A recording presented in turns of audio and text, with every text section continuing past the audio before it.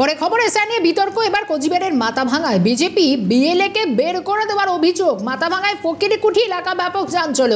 অভিযোগ বিএলএ এর নথি কেড়ে তাকে তাড়িয়ে দেয়। অভিযোগ উঠল শাসক দল তৃণমূলের বিরুদ্ধে। অভিযোগ অস্বীকার তৃণমূল কংগ্রেসের। মাথাভাঙা 1 নম্বর ব্লকের ফকিরকুঠি এলাকার ঘটনা। ভোটারদের হাতে এনুমারেশন ফর্ম দিতে ব্যর্থ বিএলও।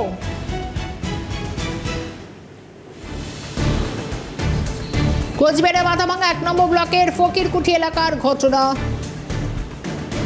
ইতিমধ্যে আপনাদের দেখাবো ঠিক কি ঘটেছে। বিএলওরা যারা এলাকায় যাচ্ছেন, আজকে এসআইআর প্রক্রিয়া যে দ্বিতীয় দিন এবং বিভিন্ন জায়গায় দেখা যাচ্ছে আজও,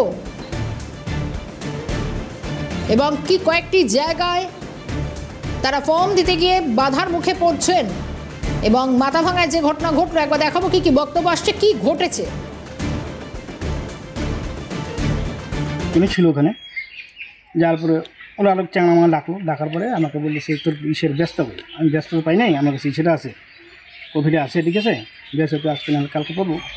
আমাকে কদিন চলে যায়, খেলে চলে যাওয়ার পরে আমাকে কাগজগুলো জবরদস্তি নিয়ে নেবে, নিয়ে বাড়িতে দিয়ে খেলে মরতেছে, বিষ খেতে, ফাঁসি দিয়ে মরতেছে, সিএ এনআরসি, ঠিক আছে, এগুলো মরতে তুই কেন আসছিস এখানে, এসআইআর নিয়ে মরতেছে, তুই কেন আসছিস এখানে। বের করে দেয়, বের করে দিচ্ছে। এবং কোথায় নথিগুলো তো নিয়ে নিছি। কারা নিল? তৃণমূলের চাঙা না মারধর করে বের করে দিয়েছে। পুরোপুরি মিথ্যে কথা। আমরা দলের পক্ষ থেকে আমরা ওখানে কেউ যাইনি। আজকে সকালবেলা বিএলএ যে প্রতিনিধি আছে সরকারি, উনি বাড়ি বাড়ি যাচ্ছিল, ওনার কাজ করছিল। ওই সময় এখানকার কিছু বিজেপির হারমাত যারা 2021 সালে এই এলাকাটাকে উত্তেজিত করেছিল, তারা আজকে বাড়ি বাড়ি ওই বিএলএর সাথে ঘুরছিল। তো সাধারণ মানুষ এদের প্রতি ক্ষিপ্ত। এমনি এসআইআর নিয়ে যে মানুষের হয়রানি চলছে, এরা মানুষকে, সাধারণ মানুষ এদেরকে পছন্দ করছে না।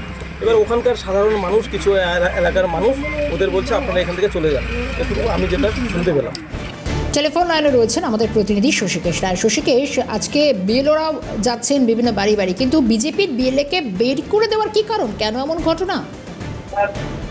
দেখো, মূলত যেটা অভিযোগ উঠছে যে আজকে গতকাল থেকে যে এসআইআর শুরু হয়েছে বাড়ি বাড়ি যাওয়া, সেই বাড়ি বাড়ি কিন্তু আজকে মাথাভাঙা যে পদাগড় এলাকা রয়েছে সেখানে যাওয়া হচ্ছিল। সেই সময় বিজেপির যে বিএলএ রয়েছে তাকে কিন্তু মারধর করে সেখান থেকে তাড়িয়ে দেওয়া হয়েছে, এমনটাই অভিযোগ উঠেছে তৃণমূল কংগ্রেসের বিরুদ্ধে।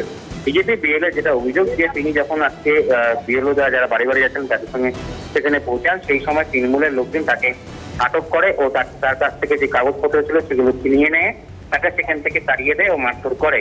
মূলত তার বিরুদ্ধে বলেন যে এসআইআর নিয়ে মানুষ বিভিন্ন আত্মহত্যার পথ বেছে নিচ্ছে, তাই তাকে মারধর করা হয়েছে ও বিজেপিকে আক্রমণ করা হয় রীতিমতো। যদিও গোটা ঘটনা নিয়ে কিন্তু তৃণমূল কংগ্রেসের পক্ষ থেকে কিন্তু অভিযোগ অস্বীকার করা হয়েছে। তবে তোমাকে বলে রাখবো যে এসআইআর নিয়ে কিন্তু সরগরম রয়েছে কোচবিহারের জেলা রাজনীতি।